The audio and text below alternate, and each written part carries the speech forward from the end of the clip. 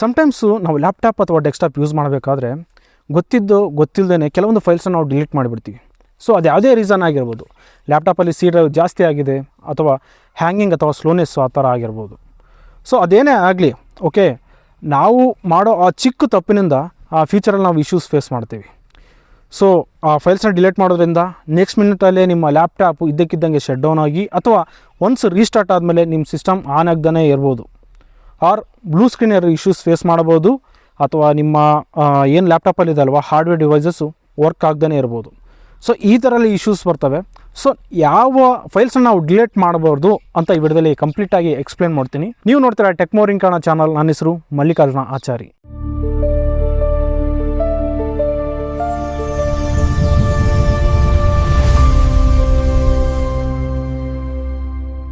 ಈ ವಿಡಿಯೋದಲ್ಲಿ first folder ಯಾವುದಪ್ಪ ಅಂತಂದರೆ, ನೀವು ಸಿ ಡ್ರೈವ್ ಓಪನ್ ಮಾಡಿದ ತಕ್ಷಣ ಅದರಲ್ಲಿ ವಿಂಡೋಸಲ್ಲಿ ಸಿಸ್ಟಮ್ 32 ಅಂತ ಒಂದು ಫೋಲ್ಡರ್ ಬರುತ್ತೆ.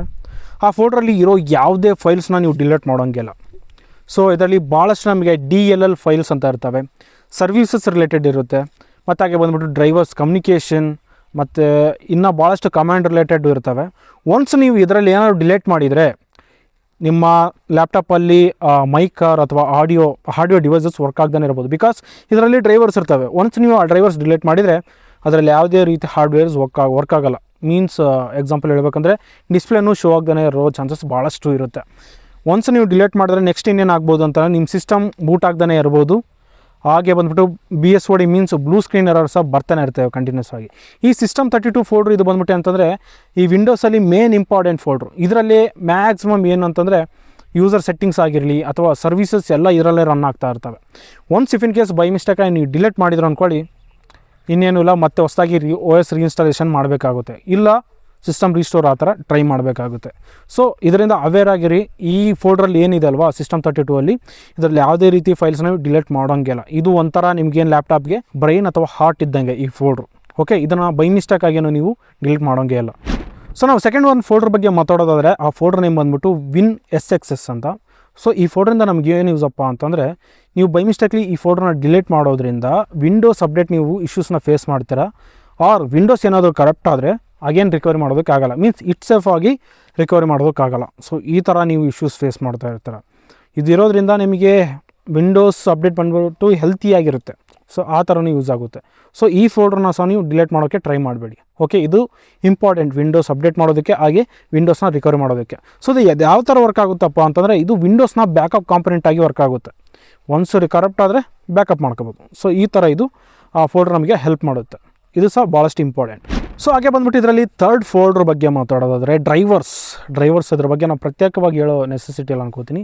ಮೀನ್ಸ್ ಈ ಡ್ರೈವರ್ಸಿಂದ ನಮಗೆ ಏನು ಯೂಸಪ್ಪ ಅಂತಂದರೆ, ಇವಾಗ ನಮ್ಮ ಲ್ಯಾಪ್ಟಾಪಲ್ಲಿ ಹಾರ್ಡ್ವೇರ್ ಇರ್ತವೆ ಡಿವೈಸಸ್, ಮೀನ್ಸ್ ಆಡಿಯೋ ಆಗಿರ್ಬೋದು, ಮೈಕ್ ಆಗಿರ್ಬೋದು, ಇಟ್ಲಿಕ್ಕೆ ನಾವು ಪ್ರತ್ಯೇಕವಾಗಿ ಡ್ರೈವರ್ಸು ಬೇಕೇ ಬೇಕಾಗುತ್ತೆ, ಗ್ರಾಫಿಕ್ ಕಾರ್ಡ್ ಆಗಿರ್ಬೋದು. ಸೊ ನಾವು ಒನ್ಸ್ ಡಿಲೀಟ್ ಮಾಡೋದ್ರಿಂದ ಅವೆಲ್ಲ ಕಾಂಪೊನೆಂಟ್ಸ್ ವರ್ಕ್ ಆಗೋದಿಲ್ಲ. ಮೀನ್ಸ್ ಎಕ್ಸಾಂಪಲ್ ಹೇಳ್ಬೇಕಂದ್ರೆ, ಮೈಕ್ ವಾಯ್ಸ್ ರೆಕಾರ್ಡ್ ಮಾಡ್ದೇ ಇರ್ಬೋದು, ಸ್ಪೀಕರಲ್ಲಿ ಸೌಂಡ್ ಔಟ್ಪುಟ್ ಬರ್ದೇ ಇರ್ಬೋದು, ಈ ಥರ ಇಶ್ಯೂಸ್ ಫೇಸ್ ಮಾಡ್ತೀವಿ. ಹಾಗೆ ಬಂದುಬಿಟ್ಟು ಡಿಸ್ಪ್ಲೇ ಆನ್ ಆಗ್ದೇ ಸಹ ಇರ್ಬೋದು, ಈ ಥರ ಎಲ್ಲ ಇರ್ತವೆ. GPU ವರ್ಕ್ ಆಗ್ದೇ ಇರ್ಬೋದು. ಸೊ ಈ ಥರ ಎಲ್ಲ ಇಶ್ಯೂಸ್ ಬರ್ತಾನೆ ಇರ್ತವೆ. ಡ್ರೈವರ್ಸ್ನ ಸಹ ನೀವು ಯಾವುದೇ ರೀತಿಯಲ್ಲಿ ಇವುಗಳನ್ನ ಡಿಲೀಟ್ ಮಾಡ್ದಂಗೆ ಇರಬೇಕು. ಓಕೆ, ಇದು ನಮಗೆ ಮೇನ್ ಇಂಪಾರ್ಟೆಂಟ್. ಇದರಲ್ಲಿ ನಾವು ನೆಕ್ಸ್ಟ್ ಫೋಲ್ಡರ್ ಬಗ್ಗೆ ಮಾತಾಡೋದಾದರೆ, ಆ ಫೋಲ್ಡರ್ ನೇಮ್ ಬಂದುಬಿಟ್ಟು ಬೂಟೋ ಅಂತ. ಸೊ ಈ ಫೋಲ್ಡ್ರಲ್ಲಿ ನಮಗೆ ಇಂಪಾರ್ಟೆಂಟ್ ಫೈಲ್ಸ್ ಇರ್ತವೆ. ಎಕ್ಸಾಂಪಲ್, ನಿಮ್ಮ ಸಿಸ್ಟಮ್ ಏನಾದರೂ ಬೂಟ್ ಆಗಬೇಕಾದ್ರೆ, ಮೀನ್ಸ್ ನೀವು ಟರ್ನ್ ಆನ್ ಮಾಡ್ತೀರಲ್ವಾ, ಸೊ ಅಂಥ ಟೈಮಲ್ಲಿ ಈ ಫೈಲ್ಸ್ ನಮಗೆ ಯೂಸ್ ಆಗುತ್ತೆ. ಒನ್ಸ್ ನೀವು ಇದನ್ನು ಡಿಲೀಟ್ ಮಾಡೋದ್ರಿಂದ ಆಲ್ಮೋಸ್ಟ್ ನೋ ಬೂಟಬಲ್ ಡಿವೈಸ್ ಅಂತ ಬರುತ್ತೆ. ಈ ಥರ ಫೈಲ್ಸ್ ಮಿಸ್ ಆಗಿದೆ, ಮೀನ್ಸ್ ಬೂಟಬಲ್ ಫೈಲ್ ಮಿಸ್ ಆಗಿದೆ ಅಂತ, DLL ಫೈಲ್ ಮಿಸ್ ಆಗಿದೆ ಅಂತ ಈ ಥರ ನಮಗೆ ಎರರ್ ಬರುತ್ತೆ. ಸೊ ಇದರಿಂದ ನಿಮಗೆ ಯಾವ ಥರ ರಿಕವರ್ ಮಾಡೋದು ಅಂದರೆ, ಮತ್ತೆ ಪೆನ್ಡ್ರೈವ್ನ ಇನ್ಸರ್ಟ್ ಮಾಡಿ ಸಿಸ್ಟಮ್ ರಿಕವರಿ ಆ ಥರ ಎಲ್ಲ ಮಾಡಬೇಕಾಗುತ್ತೆ. ಸೊ ಈ ಫೈಲ್ಸ್ ನಮಗೆ ಮೇನ್ ಇಂಪಾರ್ಟೆಂಟ್. ಯಾಕಂದರೆ ನಮಗೆ ಲ್ಯಾಪ್ಟಾಪ್ ಅಥವಾ ಸಿಸ್ಟಮ್ ಯೂಸ್ ಮಾಡೋಕಂದ್ರೆ ನಮಗೆ ಈ ಫೈಲ್ಸ್ ಇಂಪಾರ್ಟೆಂಟ್. ಯಾಕಂದರೆ ಸ್ಟಾರ್ಟ್ ಆದಮೇಲೆ ತಾನು ಯೂಸ್ ಮಾಡೋದು. ಸೊ ಈ ಥರ ಓಕೆ, ಇದು ವೈಲ್ ಲ್ಯಾಪ್ಟಾಪ್ ಅಥವಾ ಡೆಸ್ಕ್ಟಾಪ್ ಸ್ಟಾರ್ಟ್ ಆಗಬೇಕಾದ್ರೆ ಇವು ಇಂಪಾರ್ಟೆಂಟ್ ಆಗುತ್ತೆ. ವಿತೌಟ್ ಈ ಫೈಲ್ಸು ಸಿಸ್ಟಮ್ ಅಥವಾ ಲ್ಯಾಪ್ಟಾಪ್ ಬೂಟ್ ಆಗೋದೇ ಇಲ್ಲ. ಸೊ ಈ ಫೈಲ್ಸ್ನ ನೀವು ಡಿಲೀಟ್ ಮಾಡೋಂಗೇ ಇಲ್ಲ. ಇದರಲ್ಲಿ ನೆಕ್ಸ್ಟ್ ಬಂದ್ಬಿಟ್ಟು ಏನಂತಂದರೆ EFI ಸಿಸ್ಟಮ್ ಪಾರ್ಟೇಷನ್ ಅಂತ. EFI means extensible firmware interface system partition ಅಂತ. ಸೊ ಈ ಪಾರ್ಟೇಷನಿಂದ ಭಾಳಷ್ಟು ಯೂಸ್ಫುಲ್ ಆಗುತ್ತೆ. ಈ ಪಾರ್ಟೇಷನ್ ನಿಯರ್ಲಿ ಸೈಜ್ ಬಂದುಬಿಟ್ಟು 100 MB ಇಂದ 500 MB ಇರುತ್ತೆ. ಇದರಿಂದ ಏನು ಯೂಸಪ್ಪ ಅಂತಂದರೆ, ಎಕ್ಸಾಂಪಲ್ ನಮಗೆ ಇವಾಗ ಸಿಸ್ಟಮ್ ಅಥವಾ ಲ್ಯಾಪ್ಟಾಪ್ ಬೂಟ್ ಆಗಬೇಕಾದ್ರೆ ಈ ಪಾರ್ಟೇಷನ್ ಭಾಳಷ್ಟು ಯೂಸ್ ಆಗುತ್ತೆ. ಇದರಲ್ಲಿ ಕೆಲವೊಂದು ಫೈಲ್ಸ್ ಸ್ಟೋರ್ ಆಗಿರುತ್ತೆ. ಈ ಫೈಲ್ಸಿಂದ ನಮಗೇನು ಸಿಸ್ಟಮ್ ಬೂಟ್ ಆಗಬೇಕಾದ್ರೆ ಅಥವಾ ರೀಸ್ಟಾರ್ಟ್ ಆಗಬೇಕಾದ್ರೆ ಭಾಳಷ್ಟು ಯೂಸ್ಫುಲ್ ಆಗುತ್ತೆ. ಸೊ ಇದಿಷ್ಟು ಈ ಪಾರ್ಟೇಷನ್ ಬಗ್ಗೆ. ಈ ಪಾರ್ಟೇಷನ್ನ ನೀವು ಬೈ ಮಿಸ್ಟೇಕಾಗಿ ಡಿಲೀಟ್ ಮಾಡಬೇಡಿ. ಓಕೆ, ಇದು ನಿಮಗೆ ಇಫ್ ಇನ್ ಕೇಸ್ ಈ ಪಾರ್ಟೇಷನ್ ಇಲ್ಲ ಅಂದರೆ ನಿಮ್ಮ ಸಿಸ್ಟಮ್ ಇದು ವೇಸ್ಟ್, ಮೀನ್ಸ್ ಬೂಟ್ ಆಗೋದೇ ಇಲ್ಲ. ಇದ್ರ ಬಗ್ಗೆ ನೀವು ಕಂಪ್ಲೀಟಾಗಿ ತಿಳ್ಕೊಂಡಿರಿ. ಓಕೆ, ಸೊ ನೆಕ್ಸ್ಟ್ ಬಂದುಬಿಟ್ಟು ಇನ್ನೊಂದು ಫೋಲ್ಡರ್ ಯಾವುದು ಅಂತಂದರೆ ಪ್ರೋಗ್ರಾಮ್ ಡಾಟಾ ಅಂತ.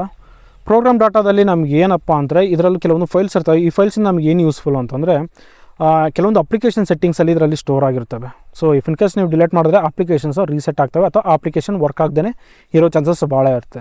ಹಾಗೆ ಬಂದ್ಬಿಟ್ಟು activation, some application activation details ಎಲ್ಲ ಇದರಲ್ಲಿ ಸ್ಟೋರ್ ಆಗಿರ್ತವೆ. ಒನ್ಸ್ ನೀವು ಡಿಲೀಟ್ ಮಾಡಿದ ತಕ್ಷಣ ಆ ಆ್ಯಕ್ಟಿವೇಷನ್ ಡೀಟೇಲ್ಸ್ ಎಲ್ಲ ಹೋಗ್ಬಿಡುತ್ತೆ. ಸೊ ಇದನ್ನು ನೀವು ಜ್ಞಾಪಕದಲ್ಲಿ ಇಟ್ಕೋಬೇಕು. ಸೊ ಹಾಗೆ ಇನ್ನೊಂದು ಬಗ್ಗೆ ನಾವು ಮಸ್ಟ್ ಆ್ಯಂಡ್ ಶುಡ್ ಡಿಸ್ಕಸ್ ಮಾಡಲೇಬೇಕು. ಅದು ಬಂದ್ಬಿಟ್ಟು ಏನಂತಂದರೆ ರಿಜಿಸ್ಟ್ರಿ ಫೈಲ್ಸ್ ಅಂತ ಒಂದು ಫೋಲ್ಡರ್ ಇರುತ್ತೆ.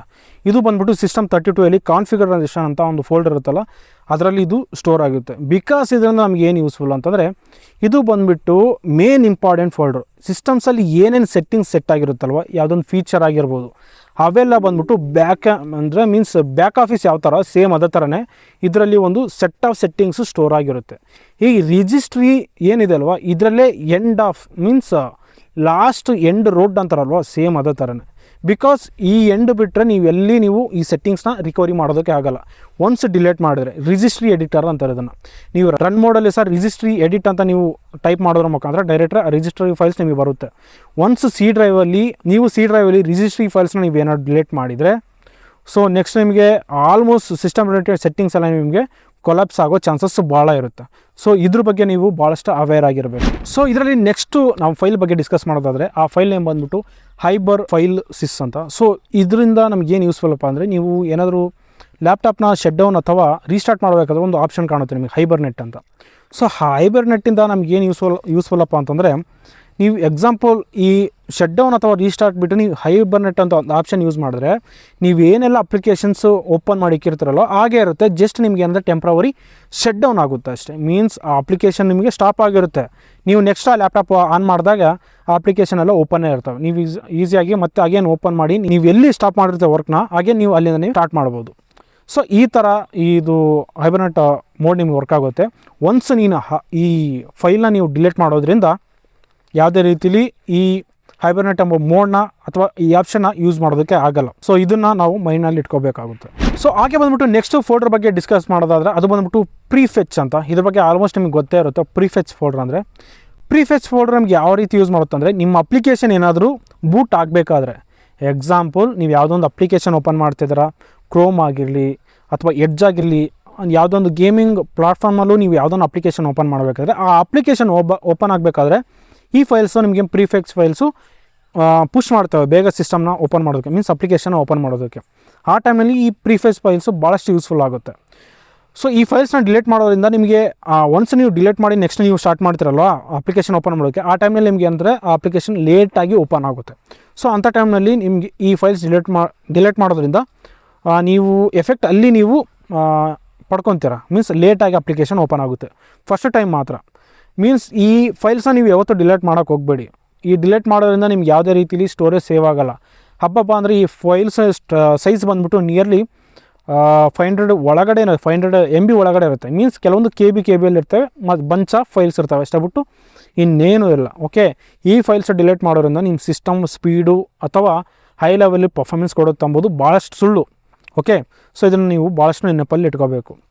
ಪ್ರಿಫೆಚ್ ಫೈಲ್ಸ್ನ ನಾವು ಡಿಲೀಟ್ ಮಾಡಬಾರ್ದು, ಇದರಿಂದ ನಮಗೆ ಏನೂ ಯೂಸ್ ಇಲ್ಲ. ನೆಕ್ಸ್ಟ್ ನಾವು ಅಪ್ಲಿಕೇಶನ್ ಓಪನ್ ಮಾಡಬೇಕಾದ್ರೆ ಸ್ಲೋನೆಸ್ ಇಶ್ಯೂ ಫೇಸ್ ಮಾಡ್ತೀವಿ. ನೆಕ್ಸ್ಟ್ ಆದಮೇಲೆ ಯೂಸ್ ಮಾಡ್ಕೋಬೋದು, ಏನಿಲ್ಲ, ಆವಾಗ ಸಪೋರ್ಟ್ ಮಾಡುತ್ತೆ. ಓಕೆ, ನೀವು ಯಾವುದೇ ಅಪ್ಲಿಕೇಶನ್ನ ಕ್ಲೋಸ್ ಮಾಡಿ ಓಪನ್ ಮಾಡಬೇಕಾದ್ರೆ ಈ ಫೈಲ್ಸು ಕಂಪ್ಲೀಟ್ಲಿ ಬರ್ತಾನೆ ಇರ್ತವೆ, ಸ್ಟಾಪ್ ಆಗೋದೇ ಇಲ್ಲ. ಒನ್ಸ್ ಡಿಲೀಟ್ ಮಾಡಿದ್ರು ಹಾಗೆ ನೆಕ್ಸ್ಟ್ ಟೈಮ್ ನಿಮಗೆ ಅಪ್ಲಿಕೇಶನ್ನು ಮೀನ್ಸ್ ಈ ಫೈಲ್ಸು ಬರ್ತಾನೆ ಇರ್ತವೆ. ಸೊ ಇದನ್ನು ನೀವು ಮೈಂಡ್ನಲ್ಲಿ ಇಟ್ಕೋಬೇಕು. ಓಕೆ, ಸೊ ನೋಡಿದ್ರಲ್ಲ, ಇವಿಷ್ಟು ಫೋಲ್ಡರ್ಸನ್ನ ನಾವು ಯಾವುದೇ ರೀತಿಲಿ ಟಚ್ ಮಾಡೋಂಗೆ ಇಲ್ಲ. ಇಫ್ ಇನ್ ಕೇಸ್ ಟಚ್ ಮಾಡಿದರೆ ಮೀನ್ಸ್ ಡಿಲೀಟ್ ಮಾಡಿದರೆ ನಮ್ಮ ಲ್ಯಾಪ್ಟಾಪ್ ಬೂಟ್ ಆಗ್ದೇ ಇರ್ಬೋದು, ಸಮ್ ಫೀಚರ್ಸ್ನ ಮಿಸ್ ಮಾಡ್ಕೊತೀವಿ. ಹಾಗೆ ಬಂದ್ಬಿಟ್ಟು ಲ್ಯಾಪ್ಟಾಪಲ್ಲಿ ಏನು ಹಾರ್ಡ್ವೇರ್ ಕಾಂಪೊನೆಂಟ್ಸ್ ಇರ್ತಾವಲ್ಲ ಅವು ವರ್ಕ್ ಆಗ್ದೇ ಇರೋ ಚಾನ್ಸಸ್ ಭಾಳಷ್ಟು ಇರುತ್ತೆ. ಮದರ್ ಬೋರ್ಡ್ ಕಾಂಪೊನೆಂಟ್ಸ್ ಆದ್ರೂ must and should hardware device ಸಾಫ್ಟ್ವೇರ್ಗೆ ಕಮ್ಯುನಿಕೇಟ್ ಆಗಬೇಕಂದ್ರೆ ಮಿನಿಮಮ್ ಏನಂತಂದ್ರೆ ಡ್ರೈವರ್ಸ್ ಇರಲೇಬೇಕು.